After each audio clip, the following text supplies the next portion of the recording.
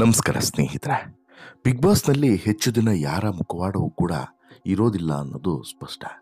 ಇಲ್ಲಿ ಮುಖವಾಡಗಳನ್ನು ಕಳಚೋದಕ್ಕೆ big ಬಾಸ್ನ ಸ್ಪರ್ಧಿಗಳಿಗೆ ಸಾಧ್ಯವಾಗಿದ್ರೆ big boss ಅಥವಾ ಕಿಚ್ಚ ಸುದೀಪ್ ಅವರು ಆ ಮುಖವಾಡವನ್ನು ಕಳಚಿ ಬಿಡ್ತಾರೆ ಅನ್ನೋದಕ್ಕೆ ಸಾಕ್ಷಿ ಈ ಹಿಂದೆ ಸಾಕಷ್ಟು ಘಟನೆಗಳು ನಡೆದಿದ್ದಾವೆ. ಕಳೆದ 11 ಸೀಸನ್ ಅಂದರೆ ಇದು 11ನೇ ಸೀಸನ್. ಕಳೆದ 10+1 11 ಸೀಸನ್ಗಳೇನು ನಡೀತು ನೋಡಿ, OTT ಸೇರಿದಂತೆ ಅಷ್ಟೂ ಸೀಸನ್ಗಳಲ್ಲೂ ಕೂಡ ಇದೇ ರೀತಿ ನಡೆದಿದೆ. ಈಗ ಈ ಸೀಸನಲ್ಲೂ ಕೂಡ ಅದೇ ರೀತಿ ನಡೀತಾ ಇದೆ. ಬಿಗ್ ಬಾಸ್ ಮನೆಯಲ್ಲಿ ಮುಖವಾಡನ ಹಾಕಿಕೊಂಡು ಮತ್ತೆ ಒಳಗೊಂದು ಹೊರಗೊಂದು ಮಾಡ್ತಾ ಇರೋರನ್ನು ಬೆತ್ತಲು ಮಾಡುವಂಥದ್ದು ಬಿಗ್ ಬಾಸ್ನ ಕೆಲಸ. ಮತ್ತು ಅದನ್ನು ಆ ಸಿಚುವೇಶನ್ಸ್ಗಳನ್ನು ಕ್ರಿಯೇಟ್ ಮಾಡ್ತಾರೆ. ಹಾಗಲ್ಲ ಹೀಗೆ, ಹೀಗಲ್ಲ ಹಾಗೆ ಅಂತೇಳಿ ಸಿಚುವೇಶನ್ಸನ್ನು ಕ್ರಿಯೇಟ್ ಮಾಡಿ ಅಲ್ಲಿ ಒಂದು ಉತ್ತರವನ್ನು ಕೊಡುವಂಥ ಕೆಲಸವನ್ನು ಅಥವಾ ಆ ರೀತಿಯಾದಂಥ ಸೀಕ್ರೆಟ್ಸ್ಗಳನ್ನು ಬಯಲು ಮಾಡುವಂಥ ಕೆಲಸವನ್ನು ಬಿಗ್ ಬಾಸ್ ಮಾಡ್ತಾರೆ. ಮಾಡದೇ ಇದ್ದರೆ ಸುದೀಪೇ ಮಾಡಿಸ್ತಾರೆ. ಈ ರೀತಿ ಈ ಸಂಚಿಕೆಯಲ್ಲೂ ಕೂಡ ಆಗಿದೆ. ಇಬ್ಬರ ಮುಖವಾಡವನ್ನು ಕಳಚುವಂಥ ಕೆಲಸವನ್ನು ಮಾಡಿದ್ದಾರೆ. ಒಂದು ಟೀಮನ್ನು ಮಾಡಿಕೊಂಡು ಆ ಟೀಮ್ನ ಮೂಲಕ ತ್ರಿವಿಕ್ರಮ್ ವಿರುದ್ಧ ರಣತಂತ್ರವನ್ನು ಮಾಡುವಂಥದ್ದು.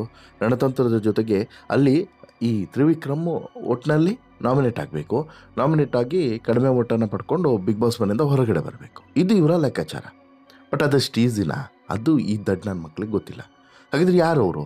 ಅವ್ರ ಬಗ್ಗೆ ಹೇಳ್ತಾ ಹೋಗ್ತೀನಿ. ಅದಕ್ಕಿಂತ ಮುಂಚೆ ನೀವಿನ್ನೂ ಕೂಡ ನಮ್ಮ ಚಾನಲನ್ನು ಸಬ್ಸ್ಕ್ರೈಬ್ ಮಾಡಿಲ್ಲ ಅಂದರೆ ದಯವಿಟ್ಟು ಕೂಡಲೇ ಸಬ್ಸ್ಕ್ರೈಬ್ ಮಾಡಿ ಸ್ನೇಹಿತರೆ. ಬಿಗ್ ಬಾಸ್ ಮನೆಯಲ್ಲಿ ಈ ಟೀಮು ಮತ್ತು ಈ ಗುಂಪು ತಂಟ ಮತ್ತು ಗುಂಪುಗಾರಿಕೆ ಇವೆಲ್ಲದೂ ಕೂಡ ಹೊಸದಲ್ಲ, ಹಳೆಯದೇ. ಬಟ್ ಆದರೆ ಅದನ್ನು ಮಾಡೋರು 1000 ಸಲ ಆಲೋಚನೆ ಮಾಡಬೇಕು. ಕಾರಣ ಏನು ಅಂತ ಹೇಳಿದರೆ 24 ಗಂಟೆಯೂ ಕೂಡ ಇವರ ಸುತ್ತ ನೂರಾರು ಕ್ಯಾಮ್ರಾಗಳು ಸುತ್ತುತ್ತಿರ್ತವೆ. ಅದನ್ನು ಅಬ್ಸರ್ವ್ ಮಾಡಲಿಕ್ಕೆ ಅಂತಲೇ ಒಂದಷ್ಟು ಟೀಮ್ ಕೂಡ ಇರ್ತದೆ. ಅವರು ಅಬ್ಸರ್ವ್ ಮಾಡಿ ಅದನ್ನು ತಮ್ಮ ತಂಡದ ಲೀಡ್ ಯಾರು ಇರ್ತಾರೆ ನೋಡಿ, ಇಡೀ ಕಾರ್ಯಕ್ರಮದ ಒಬ್ಬ ಲೀಡ್ ಇರ್ತಾನೆ ನೋಡಿ, ಕಾರ್ಯಕ್ರಮದ ನಿರ್ಮಾಪಕ, ಅವನಿಗೆ ತಲುಪಿಸ್ತಾರೆ. ಜೊತೆಗೆ at the same time Sudeep ಅವರು ಕೂಡ ಇಂತಹ ಪ್ರಮುಖ ಅಂಶಗಳ ಮೇಲೇ ಗಮನ ಹರಿಸುವಂಥದ್ದು.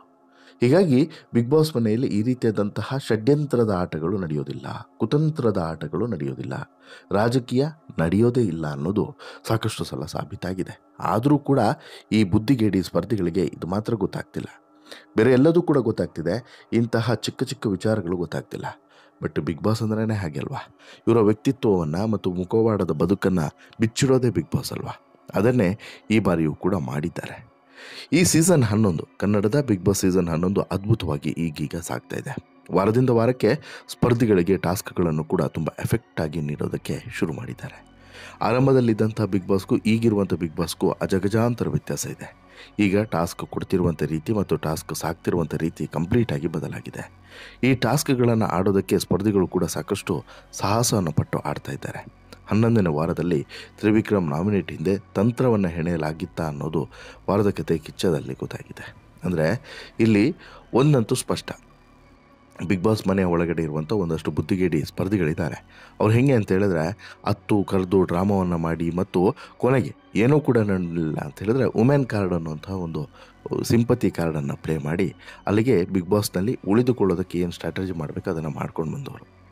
ಈಗ ಅದೇ ರೀತಿ ಇದ್ದಾರೆ. ಅವ್ರು ಯಾರು? ಅದೇ ಮೋಕ್ಷಿತಾ ಮತ್ತು ಐಶ್ವರ್ಯ. ಇವರಿಬ್ಬರು ಕೂಡ ಬಿಗ್ ಬಾಸ್ ಮನೆಯಲ್ಲಿ ಇಷ್ಟು ಸಮಯ ಇದ್ದಿದ್ದೇ ಇಂತಹ ಡ್ರಾಮಾಗಳಿಂದ ಅನ್ನೋದನ್ನು ಬಾಯ್ಬಿಟ್ಟು ಹೇಳಬೇಕಾಗಿಲ್ಲ. ಇವರ ಆಟ ಏನೂ ಇರದೇ ಇದ್ದರೂ ಕೂಡ ಆಟದ ಜೊತೆಗೆ ಬೇರೆ ಬೇರೆ ವಿಚಾರಗಳು ಇವರು ಸೇರಿಸ್ಕೊಂಡು ಮಸಾಲೆಯನ್ನು ಅರಿತಾ ಅರಿತಾ ಅರಿತಾ ಇಲ್ಲಿವರೆಗೆ ಸೇವ್ ಹಾಕ್ಕೊಂಡು ಬಂದಿದ್ದಾರೆ. ಯಾವತ್ತೂ ಐಶ್ವರ್ಯ ಸುಂದರ್ಗಿ ಹೋಗಬೇಕಾಗಿತ್ತು, ಬಟ್ ಹೋಗಲಿಲ್ಲ. ಅದಕ್ಕಿಂತ ಮುಂಚೆ ಮೋಕ್ಷಿತಾ ಕೂಡ ಹೋಗಬೇಕಾಗಿತ್ತು, ಅದೃಷ್ಟ ಗಟ್ಟಿತ್ತು, ಉಳ್ಕೊಂಡ್ರು. ಬಟ್ ಆದರೆ ಬದಲಾಗಬೇಕಾಗಿದ್ದಂಥ ಇಬ್ಬರು ಕೂಡ ಬದಲಾಗಲಿಲ್ಲ. ಬದಲಾಗೋ ಬದಲಿಗೆ ಮತ್ತೆ ರಣತಂತ್ರವನ್ನು ಕುತಂತ್ರವನ್ನು, ರಣತಂತ್ರ ಅಂತಲೂ ಕೂಡ ಹೇಳೋಕ್ಕಾಗಲ್ಲ, ಕುತಂತ್ರವನ್ನು ತೋರಿಸೋದಕ್ಕೆ ಶುರು ಮಾಡಿದ್ದಾರೆ. ಮೋಕ್ಷಿತಾ ಅವರು ತ್ರಿವಿಕ್ರಮ್ ಅವರನ್ನು ನಾಮಿನೇಟ್ ಮಾಡಿರೋದನ್ನು ಕಿಚ್ಚ ಸುದೀಪ್ ಸಾಕಷ್ಟು ಸಲ ಚರ್ಚೆಯನ್ನು ಮಾಡಿದರು. ತ್ರಿವಿಕ್ರಮನ್ನು ಮೋಕ್ಷಿತಾ ನಾಮಿನೇಟ್ ಮಾಡಿರೋದ್ರ ಹಿಂದೆ ಏನೇನು ನಡೆದಿದೆ ಅನ್ನೋದನ್ನು ದೃಶ್ಯ ಸಮೇತ ಸುದೀಪ್ ಅವರು ತೋರಿಸ್ತಾರೆ. ಹಿಂದಿನ ಸಂಚಿಕೆಯಲ್ಲಿ ಐಶ್ವರ್ಯ ಅವರು ಮೋಕ್ಷಿತಾಗೆ ಹೇಗೆ ನಾಮಿನೇಟ್ ಮಾಡಬೇಕು, ಸುಮ್ಮನೆ ನಾಮಿನೇಟ್ ಮಾಡಬಾರ್ದು, ನಾವು ಟಾರ್ಗೆಟ್ ಮಾಡಿ ನಾಮಿನೇಟನ್ನು ಮಾಡಬೇಕು ಅಂತೇಳಿ ಹೇಳ್ತಾರೆ. ಇದರಿಂದ ಮೋಕ್ಷಿತಾ ಮ್ಯಾನಿಪುಲೇಟ್ ಆಗಿ ತ್ರಿವಿಕ್ರಮನ್ನು ನಾಮಿನೇಟ್ ಮಾಡಿದ್ದಾರೆ ಅನ್ನೋದು ಇಲ್ಲಿ ಗುಟ್ಟಾಗಿರುವಂಥ ವಿಚಾರನೂ ಕೂಡ ಅಲ್ಲ, ಅರ್ಥವಾಗದಂಥ ಸಂಗತಿನೂ ಕೂಡ ಅಲ್ಲ. ಚಿಕ್ಕ ಮಗುಗಾದರೂ ಕೂಡ ಇದು ಅರ್ಥ ಆಗುತ್ತೆ. ಇನ್ನು ಮೋಕ್ಷಿತಾ ಏನಾಗಿದೆ ಅಂತ ಹೇಳಿದ್ರೆ ಇಲ್ಲಿ ಕಾದಿರೋ ಕಬ್ಬಣ. ಈ ಕಾದಿರೋ ಕಬ್ಬಣಕ್ಕೆ ಐಶ್ವರ್ಯ ನೀಟಾಗಿ ಬಡಿದಿದ್ದಾರೆ. ಆಗ ಅದು ಯಾವ ರೂಪವನ್ನು ಪಡ್ಕೊಳ್ಬೇಕೋ ಆ ರೂಪವನ್ನು ಪಡ್ಕೊಂಡಿದೆ. ಈ ಮೂಲಕ ಐಶ್ವರ್ಯ ತನ್ನ ಕೆಲಸವನ್ನು ತಾನು ಮಾಡಿದರೆ ಮೋಕ್ಷಿತ ಮೂಲಕ ಮತ್ತೊಂದು ಕೆಲಸವನ್ನು ಕೂಡ ಮಾಡಿಸ್ಬಿಟ್ಟಿದ್ದಾಳೆ. ಈ ಮೂಲಕ ನಾಮಿನೇಟ್ ಅನ್ನುವಂತಹ ಒಂದು ಈ ಅಸ್ತ್ರ ಏನಿದೆ ಅದನ್ನು ಪ್ರಯೋಗ ಮಾಡಿದ್ದಾರೆ. ಪ್ರಯೋಗ ಮಾಡುವಂಥ ಸಂದರ್ಭದಲ್ಲಿ ತಮ್ಮ ಟೀಮ್ನಲ್ಲಿದ್ದಂತಹ ಅಥವಾ ತಮ್ಮ ಗುಂಪಿನ ಜೊತೆಗೆ ಗುರುತಿಸಿಕೊಂಡಿರುವಂತಹ ಅಷ್ಟೂ ಸದಸ್ಯರನ್ನು ಕೂಡ ಬಳಸಿಕೊಂಡಿದ್ದಾರೆ. ಉಳಿದವರು ಮಾಡಿದಾರೋ ಬಿಟ್ಟಿದ್ದಾರೋ ಗೊತ್ತಿಲ್ಲ, ಬಟ್ ಆದರೆ ಇವರಂತೂ ಅದನ್ನು ತುಂಬ ನೀಟಾಗಿ ಮಾಡಿದ್ದಾರೆ. ಇದನ್ನು ಸ್ವತಃ ಸುದೀಪ್ ಅವರೇ ಬಯಲು ಮಾಡಿದ್ದಾರೆ. ಅದು ಕೂಡ ದೃಶ್ಯ ಸಮೇತ ಬಯಲು ಮಾಡಿದ್ದಾರೆ. ಸುಮ್ಮನೆ ಹೇಳಿದರೆ ಅದೊಂದು ರೀತಿ, ದೃಶ್ಯ ಸಮೇತ ಬಯಲು ಮಾಡಿದ್ದಾರೆ. ಅದು ಕೂಡ ತ್ರಿವಿಕ್ರಮನ್ನು ನಾಮಿನೇಟ್ ಮಾಡೋದಕ್ಕೆ ಮೋಕ್ಷಿತ ಕಾರಣವನ್ನು ಕೂಡ ತಿಳಿಸಿದ್ದಾರೆ. ತ್ರಿವಿಕ್ರಮ್ ನನಗೆ ಸೈಕೋ ಅಂತೇಳಿ ಹೇಳಿದ್ದು ಬೇಜಾರಾಯಿತು ಅಂತೇಳಿ, ಇದು ನನಗೆ ತುಂಬ ಹರ್ಟ್ ಕೂಡ ಆಗಿತ್ತು ಅಂತಲೂ ಕೂಡ ಹೇಳ್ತಾರೆ. ಚೈತ್ರ ಈ ವಿಚಾರವನ್ನು ಯಾರಿಗೆ ಮೋಕ್ಷಿತಾಗಿ ಹೇಳಿರ್ತಾರಂತೆ, ನೀವು ಸೈಕೋ ಅಂತೇಳಿ ತ್ರಿವಿಕ್ರಮ್ ಹೇಳಿದ್ರು ಅಂತೇಳಿ. ಆ ಎಂಬೊಂದು ಬುದ್ಧಿನೇ ಇದು, ಅಲ್ಲಿಂದ ಇಲ್ಲಿಗೆ ಇಲ್ಲಿಂದ ಅಲ್ಲಿಗೆ ತಂದಿಡೋದು, ತಂದಿಟ್ಟು ತಮಾಷೆಯನ್ನು ನೋಡುವಂಥ ಬುದ್ಧಿ, ಅದೇ ಕೆಲಸವನ್ನು ಆಕೆ ಮಾಡಿದ್ಲು. ಅದನ್ನು ತ್ರಿವಿಕ್ರಮ್ ಕೂಡ ಒಪ್ಪಿಕೊಂಡಿದ್ರು ಅಂತೇಳಿ ಸುದೀಪ್ ಮುಂದೆ ಮೋಕ್ಷಿತ ಹೇಳ್ತಾರೆ. ಅದು ದೊಡ್ಡತನ ಅಥವಾ ಅದು ಗಟ್ಟಿ ಗುಂಡಿಗೆ, ಹೌದು ನಾನು ಹೇಳಿದೆ ಅಂತ ಒಪ್ಕೊಳ್ಳೋದು. ಆದರೆ ಅದರಲ್ಲಿ ಅಲ್ಲ ಅನ್ನುವಂತಹ ಯಾವುದಾದ್ರೂ ವಾದ ಮಾಡುವಂಥ ಅಂಶಗಳಿದೆಯಾ? ಇದ್ದಿದ್ರೆ ಮಾಡ್ಬೋದಾಗಿತ್ತಲ್ವ, ಮಾಡಿಲ್ಲ. ಇನ್ನು ತ್ರಿವಿಕ್ರಮಿಂದ ಮನೆಯ ವಾತಾವರಣ ಹಾಳಾಯಿತು ಅಂತೇಳಿ ನಾಮಿನೇಟ್ ಮಾಡಿದ್ರಂತೆ. ಅದಕ್ಕಿಂತ ಹಿಂದಿನ ವಾರ ತ್ರಿವಿಕ್ರಮನ್ನು ನಾಮಿನೇಟ್ ಮಾಡಿಲ್ಲ ಅಂತೇಳಿ ಮೋಕ್ಷಿತ ಕಿಚ್ಚನಿಗೆ ಜವಾಬನ್ನು ಕೊಡ್ತಾರೆ. ಅದಕ್ಕೆ ಕಿಚ್ಚ ಸುಮ್ಮನೆ ಆಗ್ತಾರ, ನೋವೇ. ಒಬ್ಬರ ಹೆಸರನ್ನು ಕೂಡ ಇಬ್ರಿಗೂ ಹೇಳಿದಾಗ ಅದನ್ನು ನಾವೆಲ್ಲ ಹೇಗೆ ನೋಡೋದು? ಶಿಶಿರ್ಗೆ ಆಪರ್ಚುನಿಟಿ ಸಿಕ್ಕಿದ್ರೆ ತುಂಬ ಕೆಟ್ಟದಾಗಿ ಕಾಣಿಸ್ತಾ ಇತ್ತು ಅಂತ ಹೇಳ್ಬಿಟ್ಟು ಕಿಚ್ಚ ಮತ್ತೆ ಮರುಪ್ರಶ್ನೆಯನ್ನು ಹಾಕ್ತಾರೆ. ಅಂದರೆ ಒಂದು ಕ್ಲಾರಿಫಿಕೇಷನನ್ನು ಕೊಡ್ತಾರೆ. ಏನು, ಇಲ್ಲಿ ನೀವು ಕೂಡ ತ್ರಿವಿಕ್ರಮ್ ಹೆಸರನ್ನು ತೆಗೆದುಕೊಳ್ತೀರಾ. ಇದಕ್ಕಿಂತ ಮುಂಚೆ ನಿಮಗೆ ಸಜೆಷನನ್ನು ಕೊಟ್ಟಂತಹ ಐಶ್ವರ್ಯ ಕೂಡ ತ್ರಿವಿಕ್ರಮ್ ಹೆಸರನ್ನು ತೆಗೆದುಕೊಳ್ತಾರೆ. ಶಿಶಿರ್ಗೆ ವೋಟ್ ಮಾಡುವಂತಹ ಅಥವಾ ನಾಮಿನೇಟ್ ಮಾಡುವಂಥ ಅಧಿಕಾರ ಇರಲಿಲ್ಲ. ಇದ್ದಿದ್ದರೆ ಶಿಶಿರ್ ಕೂಡ ತ್ರಿವಿಕ್ರಮ್ ಹೆಸರನ್ನು ತೆಗೆದುಕೊಳ್ತಿದ್ರು. ಆಗ ಇದು ಎಷ್ಟು ಕೆಟ್ಟದಾಗಿ ಕಾಣಿಸ್ಕೊಳ್ತಿತ್ತು, ನೀವು ಯೋಚನೆ ಮಾಡಿ ಅಂತೇಳಿ. ಯಾಕಂದರೆ ಈ ಡಿಸ್ಕಷನ್ ಆಗುವಾಗ ಅಲ್ಲೇ ಮಧ್ಯದಲ್ಲಿ ಶಿಶಿರ್ ಇದ್ದರು. ಶಿಶಿರು ಈ ಹೆಣ್ಮಕ್ಳ ದಾಸ ಒಂದು ರೀತಿಯಲ್ಲಿ. ಆತ ಆ ಕಡೆನೂ ಕೂಡ ಏನು ಹೇಳಿದೆ, ಈ ಕಡೆನೂ ಕೂಡ ಏನು ಹೇಳಿದೆ, ತನ್ನಷ್ಟಕ್ಕೆ ತಾನು ನಿಂತ್ಕೊಂಡಿದ್ದ. ಅಂದರೆ ಬಹುಶಃ ಆತನ ಲೆಕ್ಕಾಚಾರ ಬೇರೆ ಇತ್ತು ಅಂತ ಅನಿಸುತ್ತೆ. ಆ ರೀತಿ ಸುಮ್ಮನೆ ನಿಂತ್ಕೊಂಡಿದ್ದ. ಇದಕ್ಕೆ ಉತ್ತರಿಸಿದಂಥ ಮೋಕ್ಷಿತ, ನೀವು ಹೇಳೋದೆಲ್ಲ ಅಗ್ರಿ ಮಾಡ್ಕೊಳ್ತೀನಿ, ಆದರೆ ಒಬ್ಬರ ಹೆಸರನ್ನು ತೆಗೆದುಕೊಂಡು ನಾಮಿನೇಟ್ ಮಾಡಿಲ್ಲ, ಹೆಸರನ್ನು ಚರ್ಚೆ ಕೂಡ ಮಾಡಿಲ್ಲ ಅಂತೇಳಿ ಹೇಳ್ತಾರೆ. ಭವ್ಯ ಕೂಡ ಮಾತನಾಡಿ ಇಬ್ಬರನ್ನ ಬಕ್ರ ಮಾಡಿ ಐಶ್ವರ್ಯ ಉಳಿದುಕೊಳ್ಳೋದಕ್ಕೆ ಪ್ಲಾನ್ ಮಾಡಿರಬಹುದು ಅಂತೇಳಿ ನನಗೆ ಅನಿಸುತ್ತೆ ಅಂತಲೂ ಕೂಡ ಇಲ್ಲಿ ಹೇಳ್ತಾರೆ. ಆಟಕ್ಕೆ ನ್ಯಾಯವಾಗಿರಿ.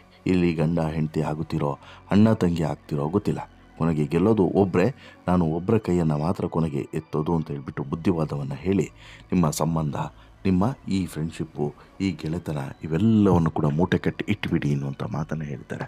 ಜೊತೆಗೆ ಈ ಕುತಂತ್ರಗಳು ಕೂಡ ಬಿಗ್ ಬಾಸ್ ಮನೆಯಲ್ಲಿ ನಡೆಯೋದಿಲ್ಲ ಅನ್ನೋದನ್ನು ಹೇಳ್ತಾರೆ. ಬಹುಶಃ ಈ ಮಾತನ್ನು ಕೇಳಿದಂತಹ ತ್ರಿವಿಕ್ರಮ್ ಅಭಿಮಾನಿಗಳಿಗೆ ಇನ್ನಿಲ್ಲದ ಖುಷಿ. ಯಾಕೆಂತೇಳಿದ್ರೆ ತ್ರಿವಿಕ್ರಮ್ಗೆ ಬಂದಂಥ ಓಟುಗಳು ಕೂಡ ಅದೇ ಪ್ರಮಾಣದಲ್ಲಿದೆ. ಅದೇ ಕಾರಣಕ್ಕೆ ಶನಿವಾರನೇ ತ್ರಿವಿಕ್ರಮ್ ಅವರು ಸೇವ್ ಆಗುವಂಥದ್ದು. ಈ ಹೈಯೆಸ್ಟ್ ಓಟಿನ ಆಧಾರದಲ್ಲೇ ಒಬ್ಬರಾದ್ಮೇಲೆ ಒಬ್ಬರು ಸೇವ್ ಆಗ್ತಾ ಬರ್ತಾರೆ. ಅದೇ ರೀತಿ ತ್ರಿವಿಕ್ರಮ್ ಕೂಡ ಸೇವ್ ಆಗಿದ್ದಾರೆ ಶನಿವಾರನೇ. ಅದೇ ಯಾಕೆ ಇವರು ಮಾಡಿದಂಥ ಷಡ್ಯಂತ್ರದ ಫಲವಾಗಿ ಎಲ್ಲರೂ ಕೂಡ ಉಲ್ಟಾ ಹೊಡೆದಿದ್ದಾರೆ. ಹೊರಗಡೆ ಕಳಿಸ್ಬೇಕಾಗಿರೋದು ತ್ರಿವಿಕ್ರಮ್ನಲ್ಲಮ್ಮ, ನಿಮ್ಮಿಬ್ಬರಲ್ಲಿ ಯಾರನ್ನಾದರೂ ಒಬ್ಬರನ್ನ ಹೊರಗಡೆ ಕಳಿಸ್ಬೇಕು, ಸಾಧ್ಯವಾದರೆ ಇಬ್ಬರನ್ನೂ ಕೂಡ ಕಳಿಸ್ಬೇಕು ಅನ್ನುವಂತಹ ಲೆಕ್ಕಾಚಾರದಲ್ಲಿದ್ದಾರೆ. ಅದೃಷ್ಟವಶಾತ್ ಈ ವಾರ ಐಶ್ವರ್ಯ ನಾಮಿನೇಟ್ ಆಗಿರಲಿಲ್ಲ. ಐಶ್ವರ್ಯ ಬಾಯ್ ಫ್ರೆಂಡಿಗಾಗಲೇ ಹೊರಗಡೆ ಹೋಗಾಗಿದೆ. ಐಶ್ವರ್ಯ ತುಂಬ ಕ್ಲೋಸ್ ಆಗಿದ್ದಂಥ ಶಿಶಿರ್ ಹೊರಗಡೆ ಹೋಗಾಗಿದೆ. ಹಾಗಾಗಿ ಮುಂದಿನ ವಾರ ಐಶ್ವರ್ಯ ಕೂಡ ಹೋದರೂ ಕೂಡ ಅಚ್ಚರಿ ಏನಿಲ್ಲ. ಅಥವಾ ಈ ರೀತಿಯಾದಂಥ ಕುತಂತ್ರದ ಆಟವನ್ನು ಆಡ್ಕೊಂಡು ಬಂದರೆ ಮಧ್ಯದಲ್ಲೇ ಹೊರಗಡೆ ಹೋದರೂ ಕೂಡ ಅಚ್ಚರಿ ಪಡಬೇಕಾಗಿಲ್ಲ. ಇಲ್ಲಿ ಐಶ್ವರ್ಯ ಶಿಂದೋಗಿ ಆಟವನ್ನು ಆಟದ ರೀತಿಯಲ್ಲಿ ಆಡಬೇಕು.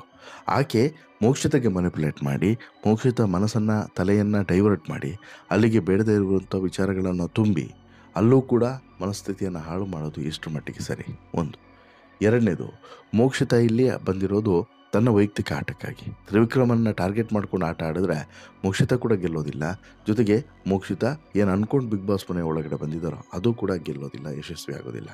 ಹಾಗಾಗಿ ಅದರ ಬಗ್ಗೆನೂ ಕೂಡ ಹೆಚ್ಚು ಯೋಚನೆ ಮಾಡಬಾರ್ದು. ಹೀಗಾಗಿ ನಿಮಗೇನು ಅನಿಸುತ್ತೆ ಸ್ನೇಹಿತರೆ, ಮೋಕ್ಷಿತ, ಐಶ್ವರ್ಯ ಮತ್ತು ಶಿಶಿರ್ ಇವರಿಷ್ಟೂ ಜನ ಕೂಡ ಸೇರ್ಕೊಂಡು ಮಾಡಿದಂತಹ ಈ ಕುತಂತ್ರದ ಬಗ್ಗೆ ನಿಮ್ಮ ಅಭಿಪ್ರಾಯ ಏನು? ನಿಮ್ಮ ಅಭಿಪ್ರಾಯ ದಯವಿಟ್ಟು ಕಮೆಂಟ್ ಮಾಡಿ ತಿಳಿಸಿ. ಜೊತೆಗೆ ಈ ಸ್ಟೋರಿ ಇಷ್ಟ ಆಯಿತು ಅಂತ ಹೇಳಿದರೆ ಲೈಕ್ ಮಾಡಿ, ಶೇರ್ ಮಾಡಿ, ಚಾನಲ್ಗೆ